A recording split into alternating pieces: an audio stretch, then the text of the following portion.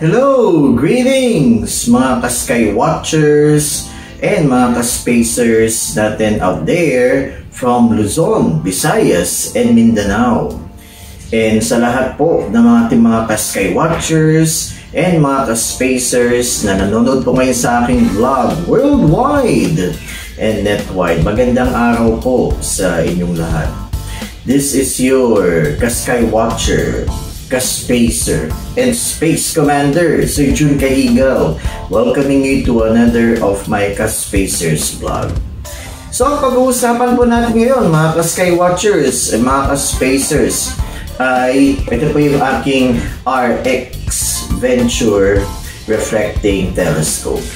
Alright po, mga ka-Sky Watchers, mga ka-Spacers. So, bago po tayo magpatuloy sa ating vlog ngayong araw na ito, please don't forget to like and share this video so that we could reach more people. Lalong-lalo na po yung mga estudyante natin out there so that they would be engaged and they would be inspired to love the sciences. Kasi yan po ang ating kailangan ngayon. We really need more scientists, we need engineers, we need geneticists, we need doctors and nurses para sa ikauunlad ng ating bansa.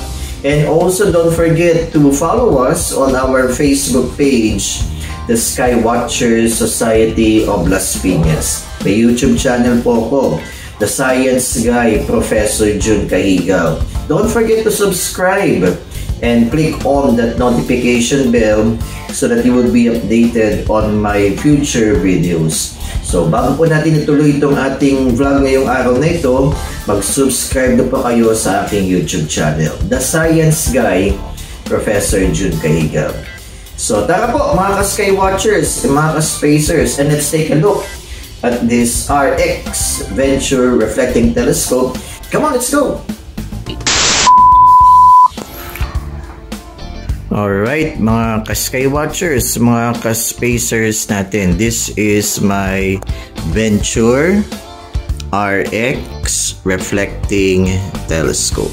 So, pinapakita ko po yung specs niya. Ayan po, yung focal length ng telescope, that's about 900 mm. The objective mirror, yung primary mirror, has a diameter of 114 mm. Alright, and kagaya ng sinabi ko in my first vlog about yung title niya, All About Telescopes, bagong palit po yung primary mirror niya. Kasi nung binili ko ito sa Japan Surplus Shop, ang daming gas-gas ng primary mirror. Ayan, so buti na lang po nakahanap tayo ng replacement mirror sa Lazada. Alright, and yung finder scope niya, again, the finder scope is important para madali natin mahanap yung ating target. Hindi po ito yung original. Alright, so pinalitan ko siya, in-upgrade ko siya into a Sibony, no, finder scope.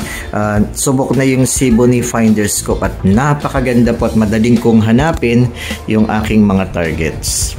Alright, ito po yung eyepiece. This is the focuser. And ito po, kasi nawala ko po yung takip niya, no? Yung parang dust cover niya. So, ang ginawa ko po, kinuha ko yung basurahan namin, pinutol ko ng parang ganito. Nilagyan ko ng konting padding para magkasya po siya. Yan, diskarte lang po yan. Kasi kailangan din ng dust cover to para hindi malikbukan yung loob. And ito po yung kanyang primary mirror. Ayan po. And so the primary mirror collects the light. Ayan po, no? So yun yung primary mirror nitong RX Venture Reflecting Telescope. And malapit po dito, ito po yung secondary mirror niya. Alright. So yung primary mirror nasa likod and this is the secondary mirror. Okay, ito po yung focuser niya and ito po yung eyepiece. Alright. Okay, and ito po yung kanyang equatorial mount or EQ mount. Ayan po. Alright. Okay, so ito po yung This is the right ascension knob. And ito po yung declination knob. Alright. And ito po, hindi ito po yung, actually ito po yung base lang po ng isang relo. No? Diniskartehan ko na lang para mas spread out ko po yung tripod for more stability. Kasi yung origin nito, maliit po ito eh. So baka mahulog or matumba yung tripod. So ang ginawa ko, kumuha ko ng medyo malaking relo na sira. Kinuha ko yung parang takip niya. And ito yung ginamit ko. Yan, konting diskarte ulit yan. Ayan. So again, like what I mentioned, I bought this telescope sa isang Japan surplus shop. Alright, and ito yung mga collimation screws niya. Ayan po. Ayan, no? Para makollimate natin to. Alright, so in a few minutes po, I will collimate this Venture RX reflecting telescope.